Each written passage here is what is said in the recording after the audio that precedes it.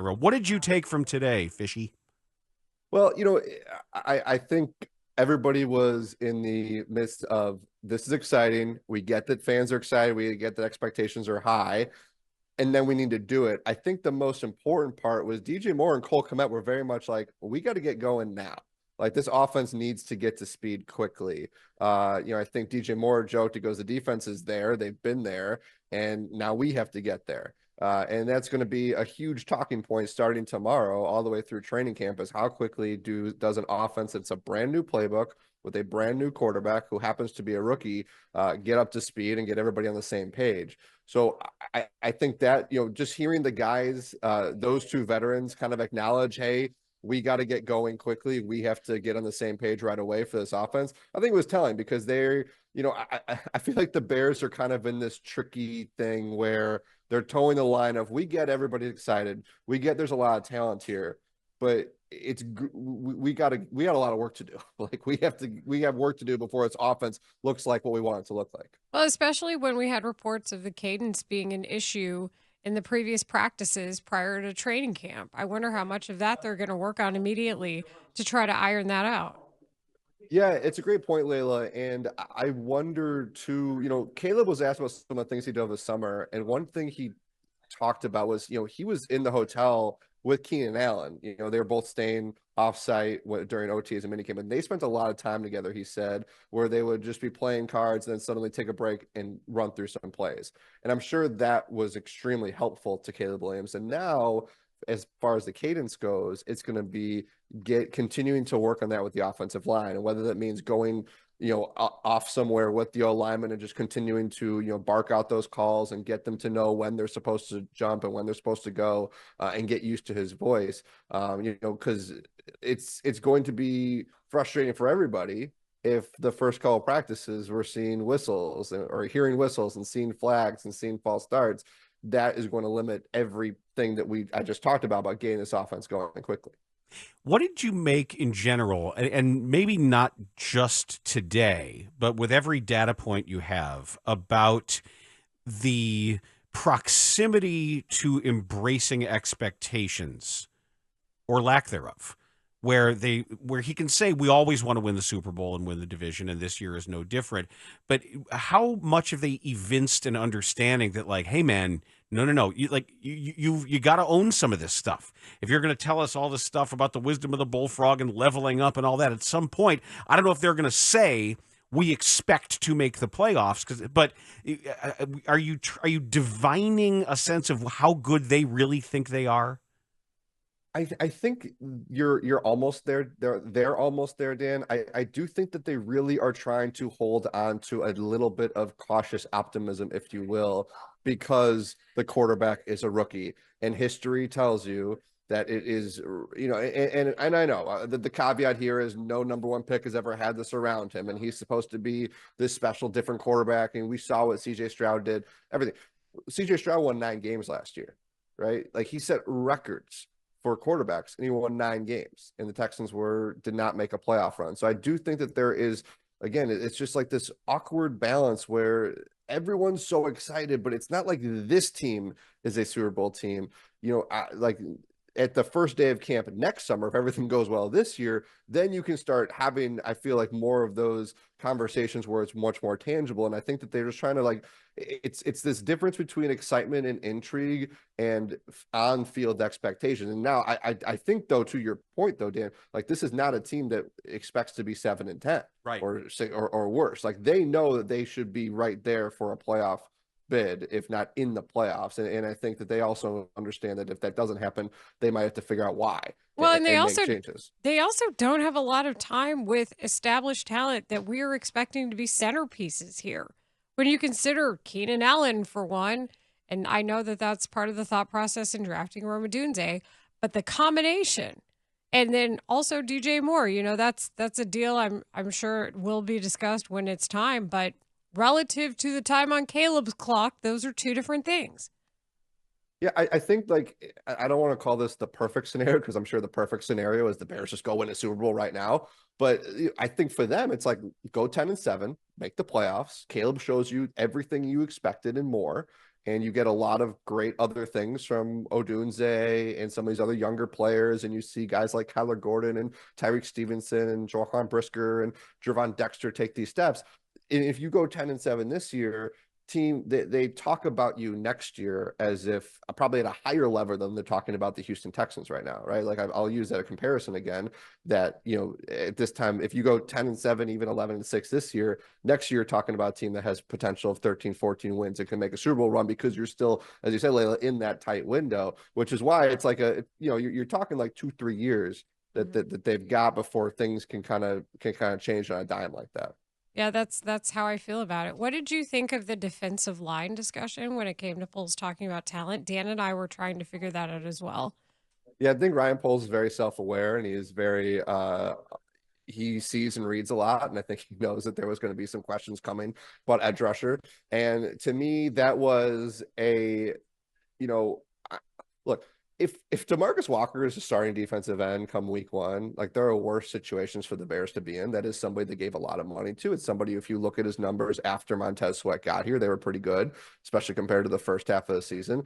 But he always opens that door right at the end where he's like, we're going to be looking. So I think to me that was, they want to continue to see what they have in some of these younger guys, these other guys. You know, they're like, shoot, what if Austin Booker comes out next week when the pads come on and is playing with his hair on fire, and they feel like they got somebody to go right away. So there's things like that. And then you've got, you know, financial questions about, you know, and are guys healthy? Do guys fit? I think they're keeping an eye on all those things. So it would not surprise me at all if whether it's after the Hall of Fame game or, you know, after the first couple practices and pads, that some veteran defensive end comes in here. But I think Ryan Poles wants to express a sentiment that, like, he's okay with what they have right now. I think they just want to continue to see what these guys can do. Was it notable that they spoke together rather than separately? The coach and GM, no. I mean, Okay. that we get that every year. I actually had flashbacks, Dan, to sitting in the it was like the lobby of the Olivet Nazarene student union for some Phil Emery, Mark Trestman opening camp pressers. So yeah, GM and head coach always do this one together. Because it was when Eberflus said, "I'll take that one." I like that. I like the fact that it indicated that's a question he was ready to answer and wanted to answer.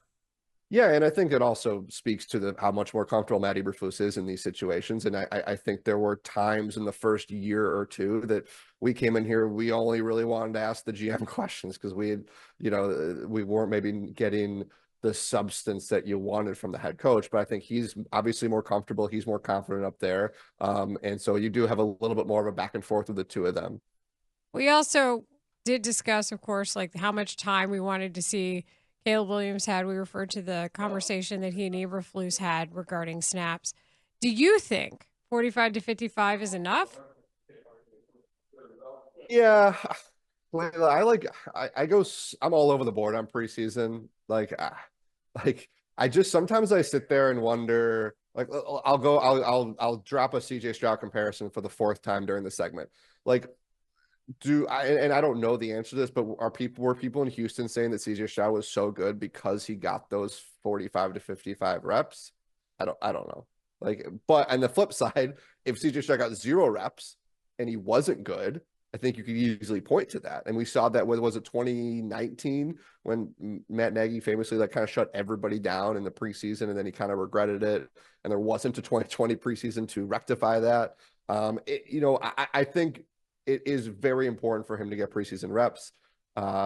And you want him to get that comfort. We talked about the cadence. It's just a perfect opportunity to practice that, to get that everything at live speed. I just it's easy for us to put a lot into it right now. I just wonder if come November, if things are fine and he looks good, are we going to worry about those 45 to 55, or if it's 65 or it's 35 reps? And the other thing too, to keep an eye on is I wouldn't expect anybody of note to play in Canton. And that's not something at all. I wouldn't expect it. Not even a series. I would be surprised, Dan. They've got time, and maybe they want to do something. But you go look at Hall of Fame games. You never see starters out there.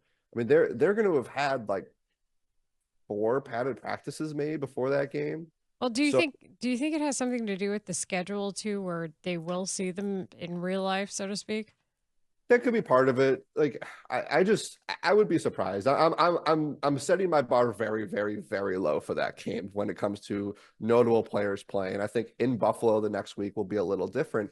And then the Cincinnati one's interesting because we've seen a lot of teams over the years who they find those joint practices to be so valuable that when they play that team 2 days later, they don't play many or any of their starters because joint practices went so well and they got what they needed to get out of it. So since in that Cincinnati game, we used to call it that quote unquote all important third preseason game, and the Bears have the extra one this year. You would think that would be the game, but they might not do it because of joint practices, and then you go to Kansas City. So I think Buffalo would be the one where because Caleb got an early start compared to the rest of the league, maybe Buffalo is the one where you see a couple extra series, and then you play maybe you play the first quarter against Cincinnati, and then you play the first quarter against Kansas City, and that's it. Do you think they're really ready for this? Just, you've been around these guys a long time. You know how they operate. You know where their individual comfort zones are. When you saw, is Matt Eberflus specifically, after the offseason reprieve that he got, is he ready for this? I think he is, Dan, because I just think that he has gotten to he's getting to do what he just wants to do right now, which is just be a football guy. And I think and obviously that can change tomorrow if something happens off the field and he has to address it as the voice of the franchise.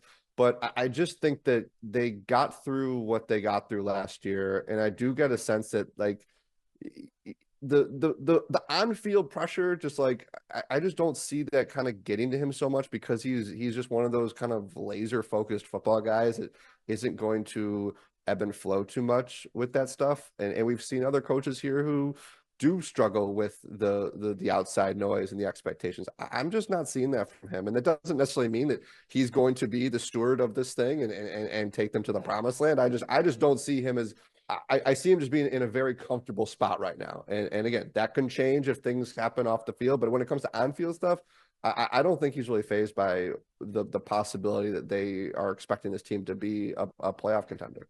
Bears knowingly drafted an injured offensive lineman in Karan Amagaji. We knew that. We also know he's a Bears meatball, so I know he'll probably be the most excited to actually play. Is there anything that you know extra when it comes to just this injury? And I know they said there's no timeline, but it's gone on a while relative to his dealing with it. Bears drafted a knowingly injured offensive lineman, Layla. No. Purposefully, knowingly drafted. No, quad injuries are like those injuries from what I've read about, it's a really long recovery period. And it certainly seemed from what Ryan Poles said today that they don't seem surprised by where he's at. I know they said all of May and June that he was going to be ready to go today, and maybe that was being too optimistic. I think the nice thing the Bears have is the night he was drafted, it was either that night or the night after. I mean, Poles went ahead and said he did not expect Amagaji to challenge for starter reps right away. Mm-hmm. And he went ahead and set that expectation level, healthy or not. And you'd love to see Amagaji out there as early as possible. And you're always looking for that competition. You would love to see him look so good that you're having conversations about if he should be in there at left tackle or whatever position they think he might be best. So, it's difficult because, I feel like, the three of us talked about this with the Roma Dunze injury and rookie minicamp. The Kevin White thing is always just going to be like this thing that just spooked everyone. It should. Yeah, you're right. And you go, look, I mean, you can go back to Gabe Karimi. You can go back even farther than that. Chris Williams. Right. I mean, you've got these stories and these things happen, and they happened in this building and people change, but this is still the Chicago Bears. So I totally get, and it's fair for everyone to kind of be a little unsettled the fact that the third round pick is starting the non-football injury list. But until, there's probably a date that we can get to him in August where if he's still not out there, then you can kind of start to have those questions and wonder, did something go wrong in the medicals? But until we get there, I'll just kind of wait and just assume that eventually he's going to get back on the field. Yeah, I didn't really. It wasn't a red flag to me so much as perhaps a beige flag. But you would like to have heard something. I just didn't know if there was more to it than what Poles was saying. No, I mean, and Layla too. I mean, it's important to talk about because if you look at like training camp talking points, your third round pick who hasn't practiced yet being able to go out there at a really important position group that I think a lot of people still have questions about, that's really high on that list.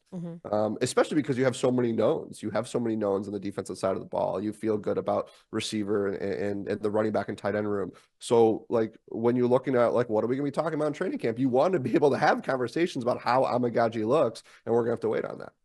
Kevin Fishbain, thank you. Have a lovely weekend. All right. Take care, guys.